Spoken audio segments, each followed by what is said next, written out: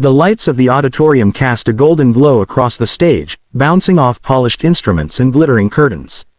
Hundreds of people filled the seats, their chatter rising and falling in waves as the anticipation of the next act hung heavy in the air.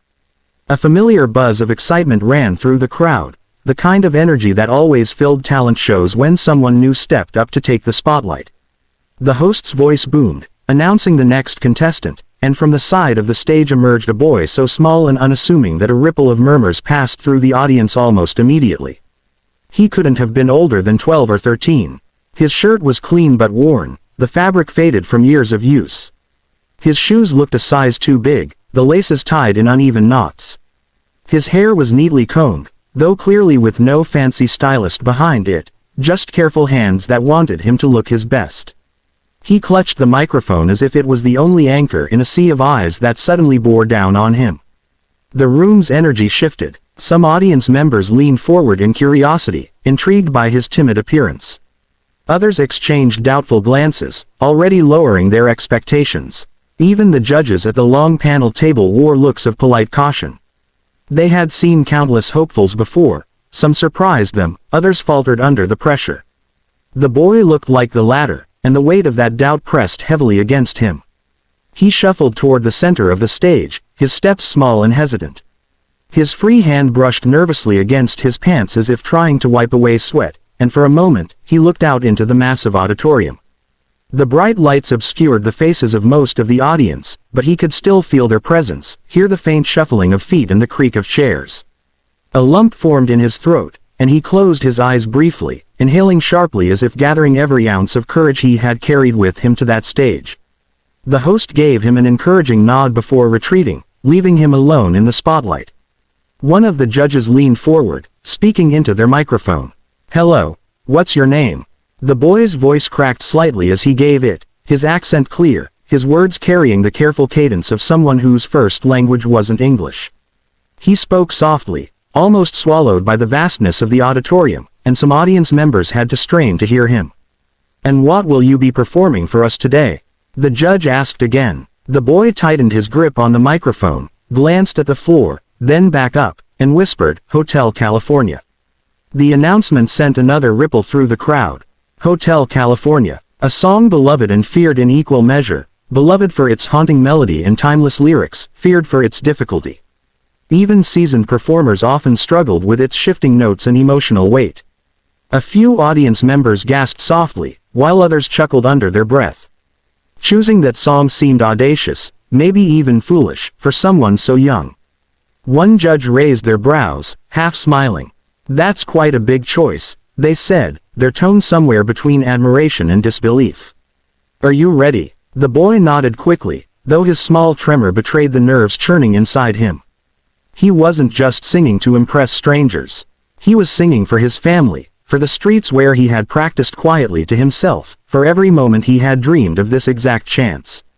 Behind his timid frame lay a heart that refused to give up. The first strum of the guitar intro filled the room, the familiar chords rolling through the speakers and settling like a spell over the audience. The boy closed his eyes again, inhaling deeply. The sound wrapped around him, pulling him away from the doubt and the fear, carrying him back to every night he had whispered lyrics under the stars, hoping that one day someone would hear him. He raised the microphone to his lips, his small hands steady now, and prepared to sing. The audience leaned forward instinctively, a hush falling over the room.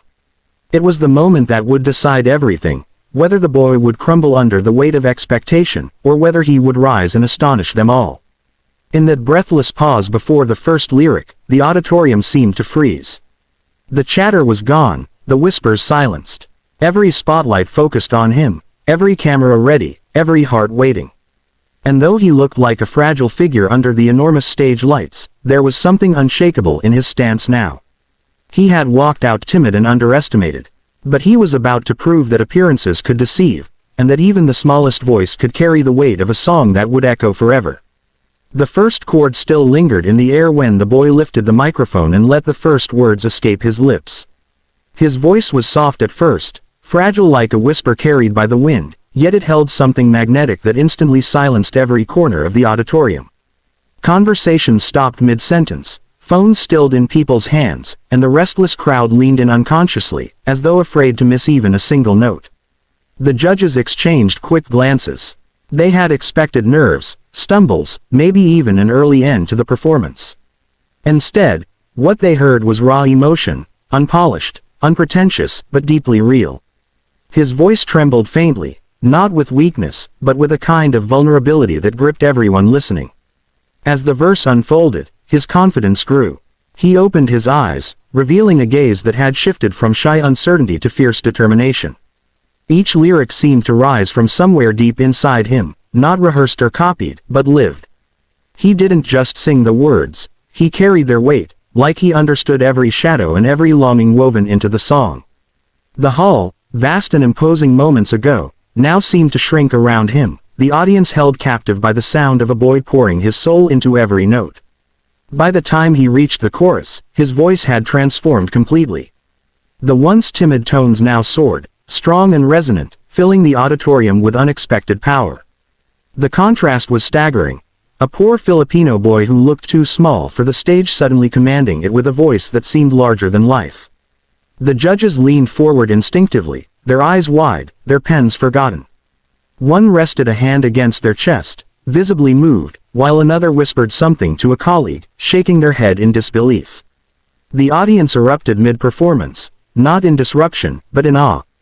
Cheers and gasps rose between verses, waves of encouragement that only seemed to fuel him more.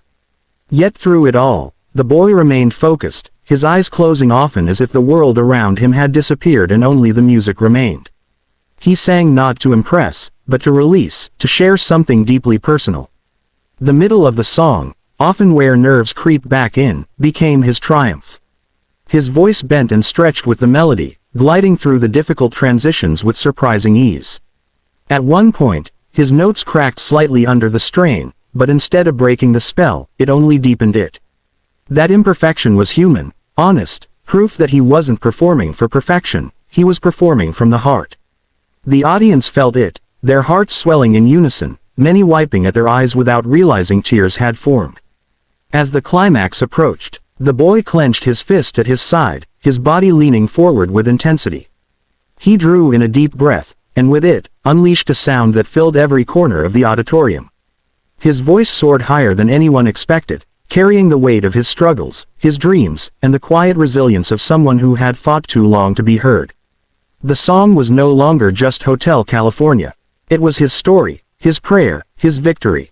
The judges were undone. One of them mouthed wow repeatedly, unable to contain their astonishment. Another had tears glistening in their eyes, shaking their head as if refusing to believe a voice like this could come from someone so young and unassuming. The cameras caught every flicker of emotion on their faces, immortalizing the moment that the boy had shifted from a nervous stranger into a phenomenon. The final chorus came crashing down like a wave, powerful and unrelenting, and yet he delivered it with grace.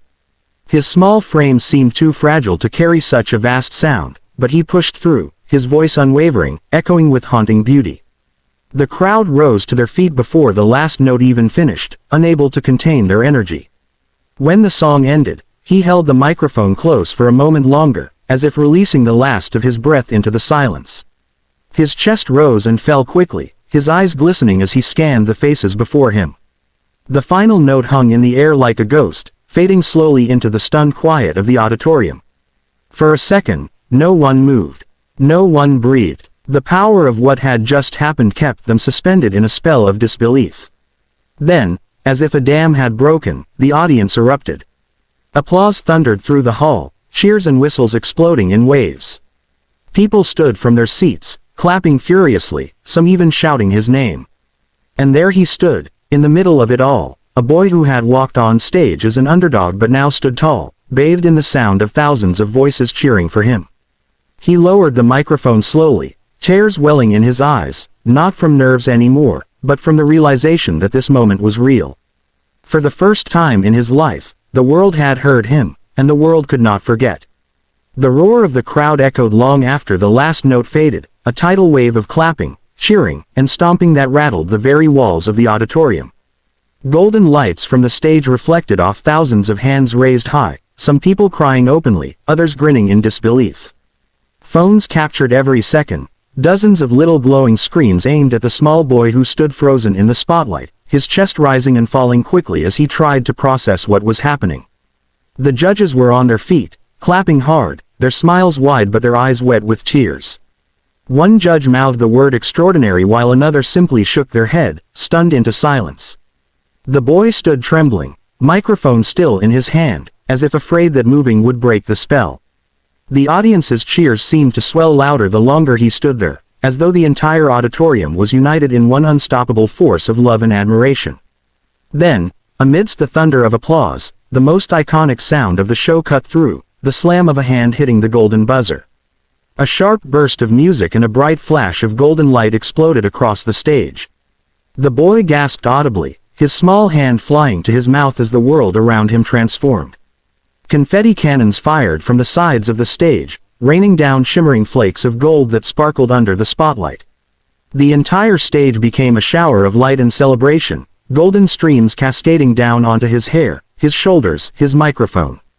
The audience's screams doubled, people jumping to their feet, waving their arms, crying out as though they had just witnessed history.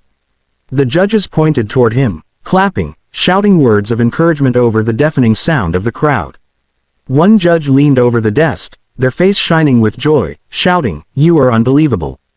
Another wiped tears from their cheeks and simply whispered, "This is what this show is all about." The boy's knees buckled slightly under the weight of it all, and he covered his face with both hands. His small frame shook, and when he lowered his hands, tears streamed freely down his cheeks. He tried to smile but could only manage a trembling laugh, overwhelmed by the sea of golden confetti that kept pouring down like a dream made real. The host rushed onto the stage, embracing him tightly, whispering words of comfort and pride in his ear as the audience's chants thundered on.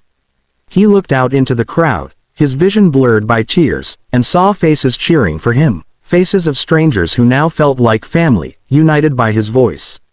For a boy who had once sung alone in quiet corners, in streets and alleys where no one listened, the sound of thousands cheering his name was almost too much to believe. His hand clutched the microphone tightly, grounding himself as he stood in the eye of a storm made of gold and love. The judges rose from their seats and walked toward the stage. One leaned over the panel, their voice breaking as they said, "You didn't just sing that song. You lived it. You gave us your heart, and we all felt it." Another added, "That's a once-in-a-lifetime performance, and you deserve the world to see it." Their words only made the tears flow harder down his face. He bowed deeply, his small frame bending forward, as the confetti swirled around him in glowing streams. The audience refused to sit down. They stomped their feet, chanted his name, and waved their arms as though willing him to understand just how much he had touched them. The cameras zoomed in on his tear-streaked cheeks, capturing every second of the moment that would replay on millions of screens across the world. This was no longer just a performance, it was a story. The story of a poor Filipino boy who dared to step on stage and sing one of the most iconic songs in history, and in doing so, captured the hearts of everyone who heard him. As the golden confetti fell slower, drifting like soft rain, the boy raised the microphone again, not to sing, but to speak. His voice cracked as he whispered, thank you so much." The simplicity of his words, spoken with trembling sincerity, only made the audience cheer louder. His gratitude wasn't rehearsed, it was real, raw, and humble, the essence of why his performance had moved them all. The host lifted his arm high, presenting him to the world as the stage lights dimmed around the golden glow. "Ladies and gentlemen," the host shouted over the crowd, "remember this moment, because tonight, a star was born." The auditorium shook with applause again, and the boy closed his eyes, letting the sound wash over him. He would never forget this night, the night his dream didn't just come true, it became larger than life. The golden confetti sparkled against his tears, and in that surreal moment, he realized he was no longer just a boy with a voice. He was a voice the world would never forget.